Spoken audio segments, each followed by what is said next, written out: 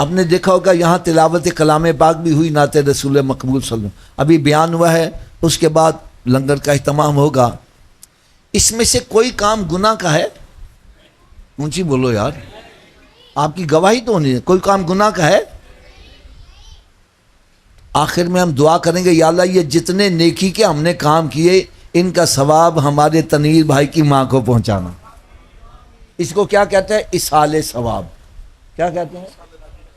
میں اس کے حق میں ہوں، میں مخالفت میں نہیں ہوں، ہونا چاہیے، بلکہ ہمارے سنیوں کا یہ شاعر ہے، پہچان ہے، ہم اپنے بڑوں کو اصال ثواب کرتے ہیں۔ لیکن اگر کوئی میرے دل سے پوچھے تو میں کہوں گا بھائی اصل اصال ثواب یہ ہے کہ ہم سارے نمازی بن جائیں۔ کیا بن جائیں؟ میں اپنی بات پھر ریپیٹ کرنے لگا، میری بات غلط ہو تو آپ نے میری اصلاح کرنی ہے، لحاظ نہیں کرنا، کھڑے ہو کے کہنا غلط بات ہے۔ آپ کہیں گے یہ آپ نے یہ کیا کہہ دیا کہ نماز اصل اصال ثواب یہ ہے، تو میں اس کی دلیل کیا دوں گا؟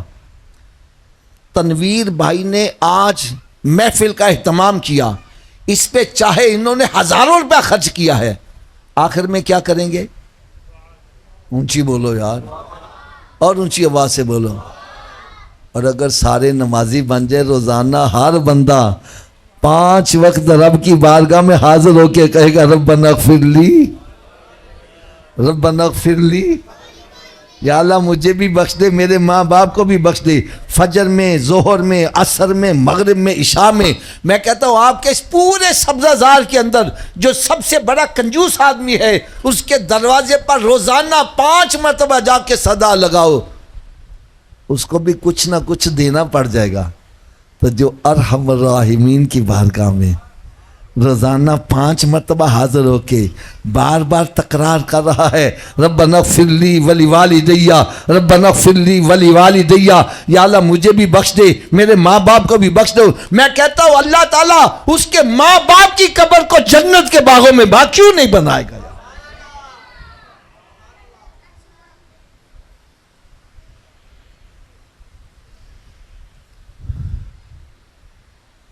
لہٰذا میں ہاتھ باندھ کر عرض کروں گا، اگر ماں باپ کی بھلائی چاہتے ہو تو نماز کی پابندی کرو، اور اگر یہ چاہتے ہو میرے مرنے کے بعد بھی میرے لیے دعائیں ہوتی رہے تو اپنی اولاد کو بھی نمازی بنا جاؤ۔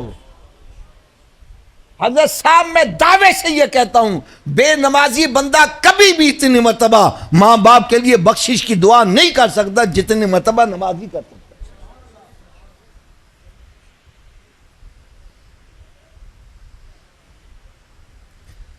آپ کہیں گے حفیظ صاحب اولاد تو ہمارا کہاں نہیں مانتی، ہم کیا کریں؟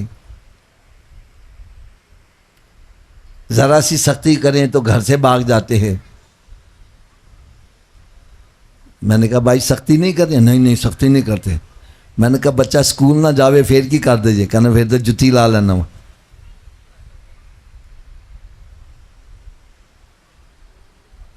بچہ اسکول نہ جائے اٹھا کر چھوڑنے جاتا ہے، ڈنڈے مارتا ہے، جوتے مارتا ہے، زبردستی اسکول کے اندر داخل کر کے دروازہ بند کرتا ہے، واپس نہ آ جائے۔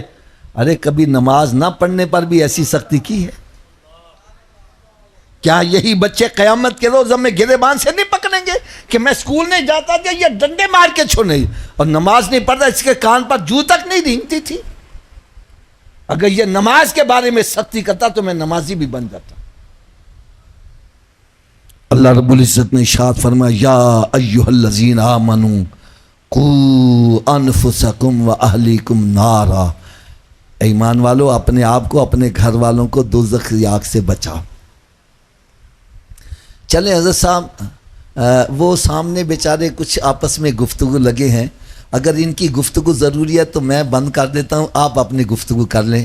آپ کی مہربانی، یہ چند منٹ کی میری گفتگو رہ گئی ہے، توجہ سے سنو۔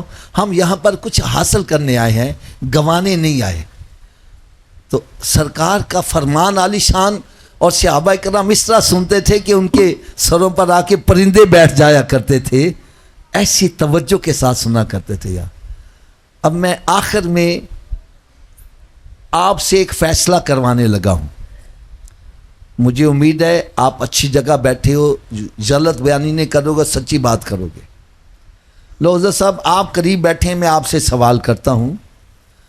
گھر ہے آپ کا اپنا, کیا میں نے کہا؟ اس کو لگا ہوا ہے تالا, بغیر چابی کے گھر میں داخل ہو جاؤ گے؟ تھوڑا سا اونچی آواز سے بولو. نہیں, سب کی آواز نہیں آ رہی. بغیر چابی کے گھر میں داخل ہو جاؤ گے؟ اگر بغیر چابی کے تو اپنے گھر میں نہیں جا سکتا, بغیر چابی کے جنت میں کیسے چلے جاؤ گے؟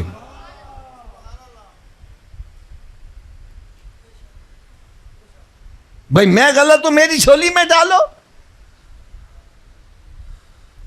آپ کہو گے جی جنت کی چابی کیا ہے, تو میں کہوں گا بھائی مجھ سے نہ پوچھو, جس نبی کا کلمہ پڑھا, جس نبی کا میلاد مناتے, انہی سے پوچھ لو جنت کی چابی کیا ہے. میرے آقا صلی اللہ علیہ وسلم نے ارشاد فرمایا الصلاۃ مفتاح الجنہ, نماز جنت کی چابی ہے. نماز جنت کی. حضرت جی تسی دسو بغیر چابی دے جنت دا تالا کھول لو گے؟ حضرت جی تسی دسو چابی دا بندوبست مرن تو بعد کرنا ہے کہ پہلے کرنا ہے؟ تو پھر کر دے کیوں نہیں؟